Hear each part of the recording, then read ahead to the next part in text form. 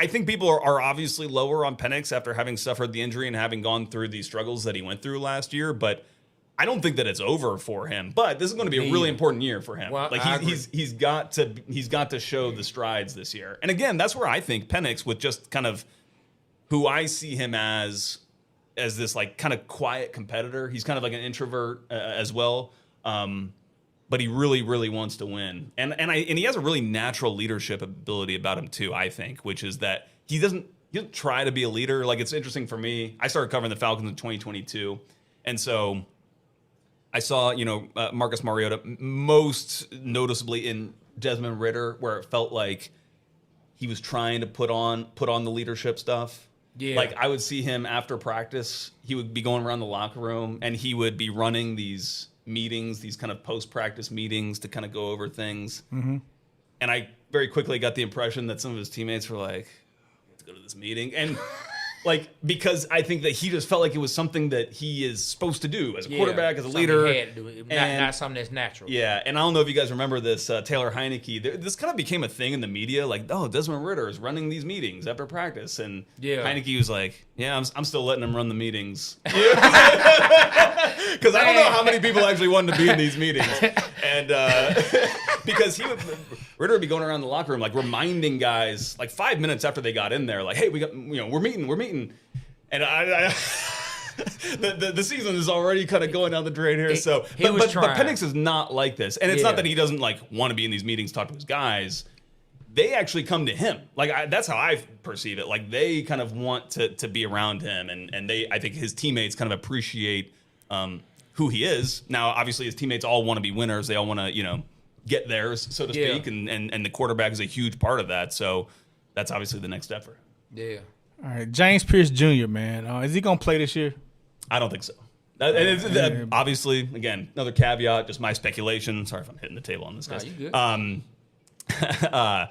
All my speculation, because the team has been, like, literally, like, lips tied to the point where, and this is where I'm kind of like, come on, guys, like, you got to tell us something here. I asked Jeff Ulbrich, like, there's obviously a lot of unknowns in this scenario, but you have to operate in this environment with unknowns. Like, you're going to be going through free agency. You're going to be going through the draft, probably not knowing what the exact outcome is for James Pierce Jr. So how are you operating in that situation? And, well, yeah, you're right. There are unknowns, and we can't talk about it for that reason. So it's been frustrating that, we haven't kind of gotten more. But that, to me, tells you that there's probably something that they're thinking about along the lines of, like, their pass rush, this particular position, that they don't want to just say, like, oh, yeah, we need to go out and draft a guy, or we are looking now at signing, an additional edge. Yeah. Again, because of what we talked about earlier, how people want to keep all this stuff close to the vest. So actually, we're not saying anything about this tells me that they actually probably are thinking about it. They are thinking about how they need to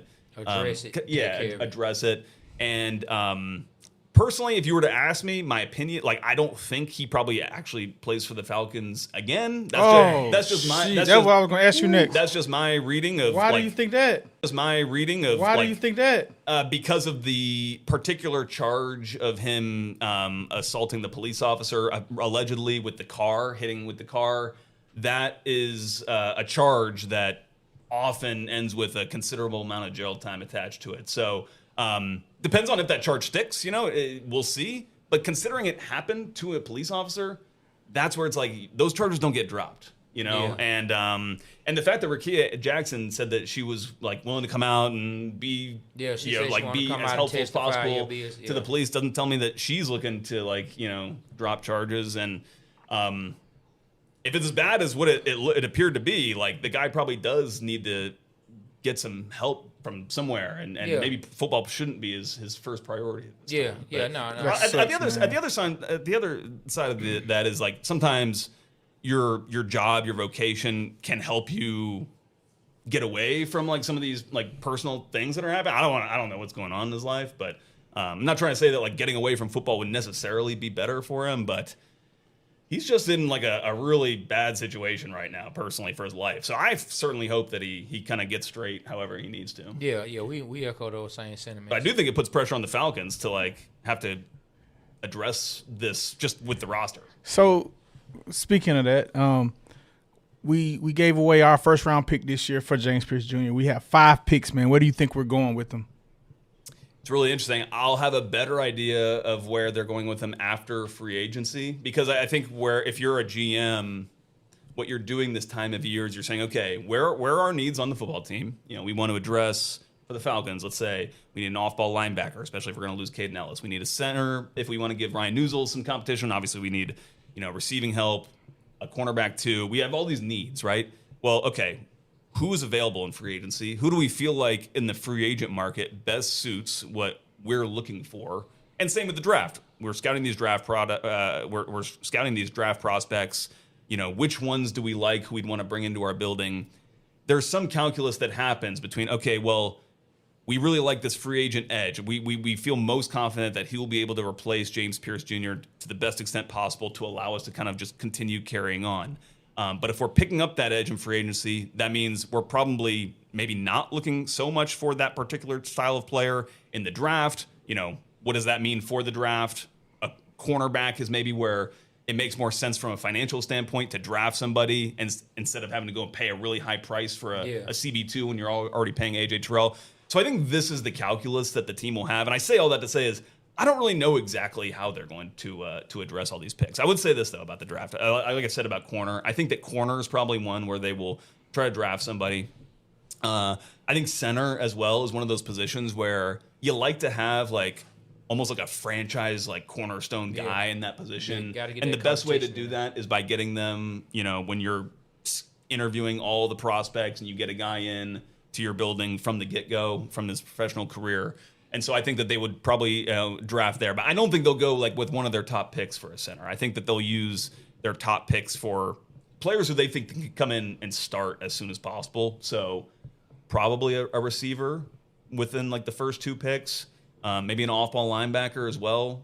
That's a position where, it's getting more expensive on the free agent market, but you can find guys who are able to come in and play pretty well for you at a pretty cheap cost. So those are a couple of the positions I would think they'll definitely look to address with their draft picks. Yeah, so we got in the 4th round a couple years ago, we got Drew Dahlman, so it seemed like we kind of dodged the bullet. That's right. He just retired out of nowhere, 27 years old. I liked him with the Falcons, and I hated that we lost him, but geez, shouts out to him and his family. I know they're in football deeply. Yeah. So I don't know why he retired, but geez, we dodged the bullet. I know Chicago's over there. He was Caleb's guy, man. Oh, I've got a friend who's a big Bears fan, and they immediately fell in love with him. And it's I always worry, it's never good when a guy just up and retires 1 year after getting his first big deal. I had a friend who was like, oh, well, he already got his money. So I was well, he put his body through 4 years of hell on a 4th round draft pick contract, only to retire 1 year after he starts finally making actual money. That to me signals that there could be something going on in personal life, or God forbid an illness or something like that. But yeah, hope all is well with him. But it's a shame to see a good young center. But I agree with you. I really think that was one where I think Raheem and Terry Fontenot just felt like they could get by with Ryan Newsel. And I think when you get past the season, a lot of people are like, yeah, Newsel wasn't great, but whatever. And I really feel like there were a couple games where the interior of the Falcons' offensive line actually cost them the game. I looked